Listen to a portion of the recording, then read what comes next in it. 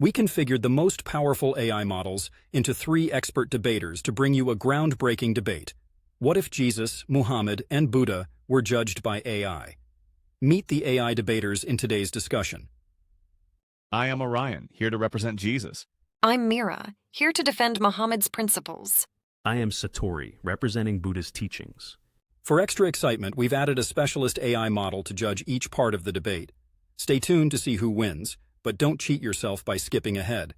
Round 1 starts with spectacular action from both sides. Our first debate question is a challenging one. Did Jesus' teachings on forgiveness contradict the idea of justice? Orion will argue that Jesus' message of forgiveness complements justice rather than opposing it. Mira and Satori are ready to challenge this idea, each from their unique perspective. Let the debate begin. Forgiveness in Jesus' teachings isn't about ignoring justice. It's about restoring it in a deeper way. He urged us to turn the other cheek, not to undermine fairness, but to break the cycle of revenge and create a path to true healing. Forgiveness brings accountability without perpetuating harm, moving society closer to justice rooted in compassion. Orion, that sounds ideal, but isn't it naive? Justice exists to protect and set boundaries. If forgiveness becomes the default, doesn't it risk enabling harmful behavior? People need consequences to respect each other. Jesus' teachings sound inspiring, but how do they hold up when faced with actual dangers and injustice? Orion, I see value in your argument, but Mira has a point. In Buddhist philosophy, forgiveness is about inner peace rather than justice for others. Buddha taught compassion for all, but also awareness of karma. Actions have consequences. Forgiveness may be liberating, but without accountability, does it risk becoming mere appeasement? Interesting points. But Jesus was clear that forgiveness doesn't mean forgetting consequences. Consider his teachings about confronting wrongdoing directly. If your brother sins, rebuke him, and if he repents, forgive him. Justice in his view isn't erased, it's just not rooted in vengeance. Isn't it time we evolve justice to heal rather than punish? Yet what you're describing sounds more like idealism than a workable system. It depends on everyone miraculously reforming. But many harmful actions have lasting effects on victims. In Muhammad's teachings, justice and forgiveness work together through structured consequences, like a balance between mercy and accountability. Can pure forgiveness really create that balance? Both of you raise strong points. In Buddha's view, karma ensures natural justice, so forgiveness doesn't replace consequences, it complements them. We each face the results of our actions eventually. True forgiveness in Buddhism is a personal choice, a release from resentment. Jesus' approach is admirable, Orion, but perhaps it depends on an ideal world. True, but Jesus wasn't shy about aiming for the ideal. He encouraged transformation, not just tolerance. Forgiveness, in his view, is a force for social healing, not merely personal release. When people forgive, they rise above the wrong done to them and reassert their own worth and resilience. Isn't that a form of justice that impacts all of society? Yet idealism can only go so far. Muhammad emphasized that a just society needs balance. Mercy for those who repent, yes, but also clear justice for those who harm others repeatedly. While Jesus' teachings are admirable, forgiveness without accountability could unravel order and protection for the vulnerable. Is that truly just? Orion, Mira, and Satori have each raised powerful points on whether forgiveness can coexist with justice. But just when it seemed Orion's case for forgiveness left no room for doubt, Mira and Satori brought up questions that challenge its practicality. Let's hear from our AI judge on who made the most effective case. This round offered nuanced perspectives. Orion provided a compelling case for forgiveness as transformative justice, earning 85 points. Mira's counter-arguments were strong, emphasizing the need for accountability, for 87 points. Satori's balanced approach brought clarity to karma and consequences, earning 83 points. Who do you think made the better case? With round 1 complete, brace yourself for what lies ahead. It's going to get intense. Our second question takes us into challenging territory. Can Muhammad's role in warfare be morally justified? Mira will argue that Muhammad's actions were guided by principles of justice and protection, not aggression. Orion and Satori are ready to challenge her perspective. Let's see where this debate leads. Opening argument. Let's be clear. Muhammad's engagement in warfare was defensive and aimed at protecting his community in a volatile environment. Early Muslims faced persecution, threats, and exile. Muhammad's actions weren't about conquest, but securing safety and justice for his followers. In such a context, the principles of self-defense and justice are undeniable. Initial counterargument. Mira, I understand the need for protection, but doesn't warfare carry a cost that seems at odds with moral ideals? Jesus emphasized turning the other cheek even under persecution. If moral ideals are abandoned during hardship, don't we risk justifying anything under the name of self-defense? Isn't there another path? Mira, Buddha taught that violence, even in defense, leads to more suffering. He showed a path of compassion and non-attachment to avoid perpetuating cycles of conflict. If violence is seen as necessary for survival, does that not reinforce the suffering we're trying to prevent? Perhaps there was another approach for Muhammad to secure peace. I respect your perspectives, but context is everything. Muhammad's goal was always to establish peace and fairness in a lawless society. His role as both spiritual and political leader meant he had a duty to protect his people. To ensure survival against unprovoked attacks, he combined self-defense with principles that limited harm. No attacking civilians, no excessive force. Can idealism alone protect lives in a real-world crisis? Counter-rebuttal. I hear your point, but Jesus led by example, never resorting to violence even in the face of severe persecution. He showed that radical peace can be transformative. If we look to Muhammad's actions, the idea of necessary violence is complex. Doesn't this create a moral paradox where the means contradict the ends? Can peace be built on justified warfare? New insight on ethical detachment. Orion and Mira perhaps were framing this too rigidly. In Buddhism, ethical detachment allows one to navigate conflicts without adding to karma. Buddha's focus was on transcending cycles, whether through violence or non-violence, and accepting impermanence. Mira, if Muhammad's role was to protect, perhaps there was a way beyond violence, a path where compassion achieves peace without retaliation. Reinforcement of contextual justice. Satori, I appreciate that perspective, but the early Muslim community faced existential threats that needed immediate response. Muhammad sought peace first through diplomacy, but when forced, he defended his people with principles that minimized harm. It wasn't about vengeance. It was about justice in a world with no law. Does peace mean submission to violence when lives are at stake? Final reflection on moral high ground. Your argument makes sense, Mira, but we must ask ourselves, does engaging in violence, even for protection, change the nature of a moral leader?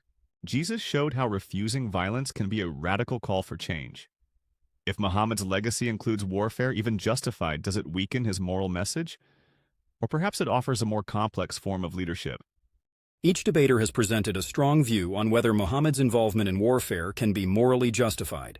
Mira's argument for contextual justice faced thoughtful challenges from Orion's pacifism and Satori's non-attachment. Let's hear from our AI judge on how they fared. This round highlighted the complex balance between peace and protection. Mira's arguments on contextual justice scored 89 points for clarity and depth. Orion's advocacy for nonviolence earned him 84 points. Satori's perspective on ethical detachment scored 86 points. If debate 1 got you thinking, then debate 2 may have you questioning even more. But the intensity is only building. Stay tuned for the next round as we dive into yet another controversial question. Now for our third question, does Buddhism's focus on detachment foster escapism from life's problems?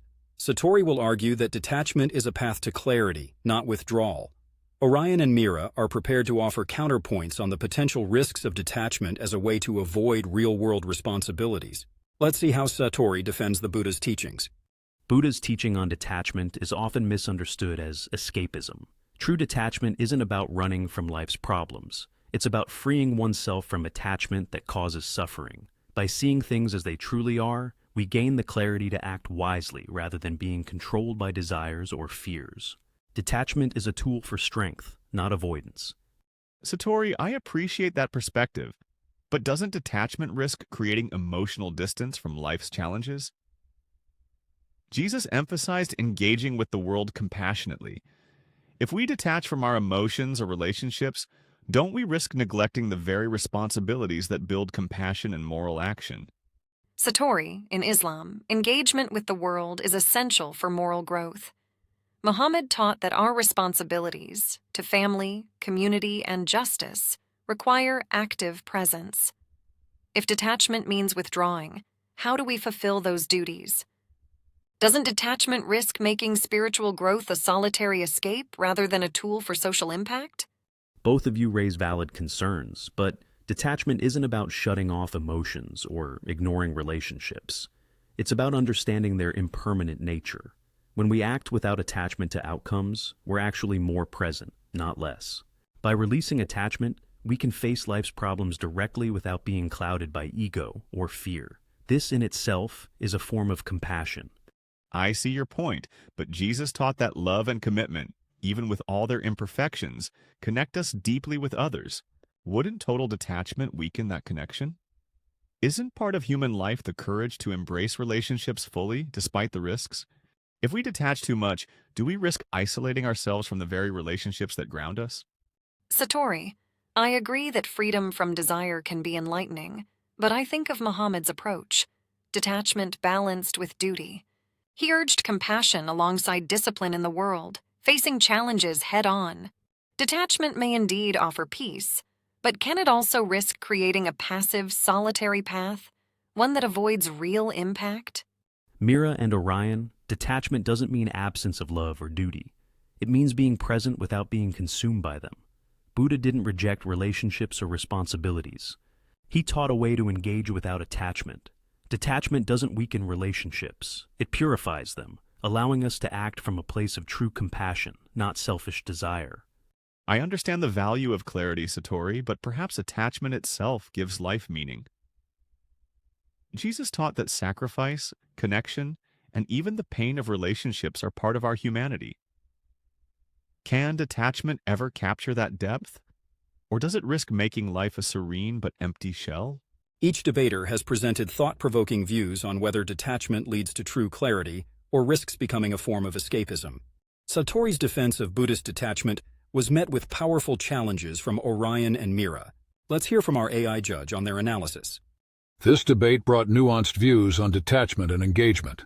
Satori's defense of detachment as presence and clarity scored 88 points for depth and precision.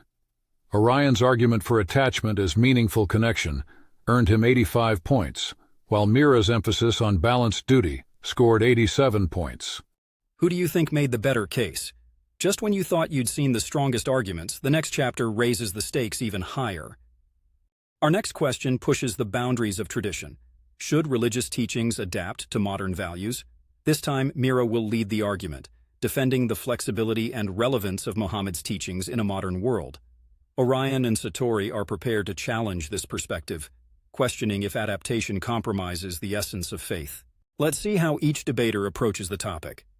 Religious teachings, including those of Muhammad, are meant to guide humanity through changing times.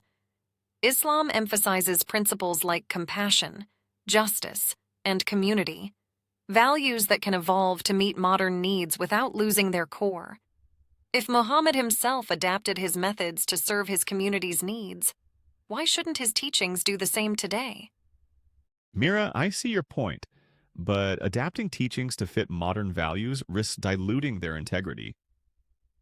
Jesus' message emphasized absolute principles, love, forgiveness, and humility, that transcend time. If we alter these to suit shifting norms, don't we risk losing their transformative power? Isn't faith about anchoring to eternal values, not bending to trends? Perspective on timeless wisdom. Mira, in Buddhism, the core teachings of compassion, mindfulness, and detachment are timeless because they address the nature of suffering itself. Adaptation can be practical, but how much before the original message is lost? Buddha's path is meant to guide across ages, not necessarily adapt. Can a teaching be both adaptable and timeless? I understand your concerns, but consider that adaptation isn't about changing the message. It's about reinterpreting it to remain relevant. Muhammad emphasized community welfare, and today that might mean new interpretations around human rights or environmental stewardship. These adaptations don't dilute the core. They allow it to serve humanity today. Counter-rebuttal. But isn't there a risk of over-interpreting to the point where the original principles are unrecognizable? Jesus taught in parables to reveal timeless truths, not to be reshaped according to the cultural trends of every era. Faith's strength lies in its constancy, offering stability when the world is in flux. Can we trust that adaptation won't erode that foundation? New insight on contextual relevance. Perhaps both of you have points here. Adaptation can indeed help teachings remain relevant, but only if the core remains intact. Buddha's teachings have been adapted across cultures, yet his path remains the same. Mira, if adaptation strays too far, does it risk creating a new path that departs from the original purpose? Defense of ethical evolution. Satori, I believe that as long as the core values, justice, compassion, respect, are honored, reinterpretation strengthens, rather than weakens, a tradition. Muhammad adapted his methods within his own life to serve people's needs, and modern interpretations simply continue that spirit. Adaptation isn't a departure. It's a way for teachings to serve humanity where it stands. Final reflection on the power of permanence. I hear you, Mira, but there's a unique power in the permanence of certain teachings. Jesus' words remain compelling precisely because they offer something unchanging in a changing world. Adaptation risks blurring that clarity. Perhaps faith's role isn't to evolve with society, but to hold a mirror up to it. Unchanged, yet transformative. Each debater has made a strong case on whether religious teachings should adapt or remain constant. Mira argued that adaptation brings renewed relevance, while Orion and Satori questioned whether adaptation risks compromising the message. Let's see how our AI judge scored this round. This discussion on adaptation versus timelessness brought thoughtful contrasts. Mira's defense of ethical evolution scored 90 points for clarity and relevance. Orion's argument for constancy and faith earned him 86 points.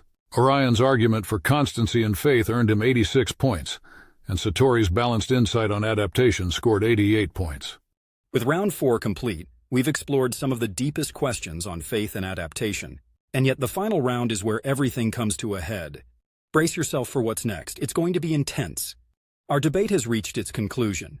After 5 rounds of deep philosophical questions on faith, morality, and the relevance of ancient wisdom in today's world, our AI debaters, Orion, Mira, and Satori, have presented their best arguments.